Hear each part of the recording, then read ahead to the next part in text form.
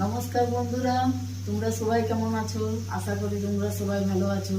আজ আমি তোমাদেরকে মাছের ঝাল বানিয়ে দেখাবো। এই যে আমি পেঁয়াজ, কাঁচা লঙ্কা, রসুন কেটে রেখেছি, মাছ ফ্রাই করে রেখেছি, টমেটো কেটে রেখেছি, সরিষাটা বেটে রেখেছি। পেঁয়াজগুলোকে একটু ভাজবো।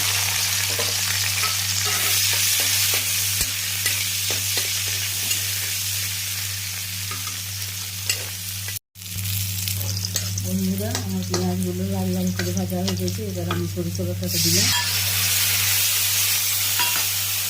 টমেটো কুচি দিলাম,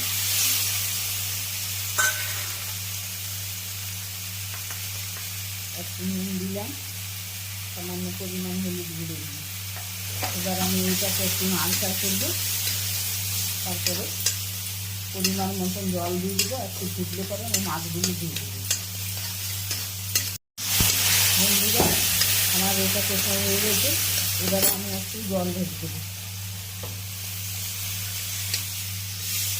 একটু ফুটবার পরে আমি মাছগুলো এতে করে ভেজে দেবো। বন্ধুরা, আমার খাবারের থালি রেডি।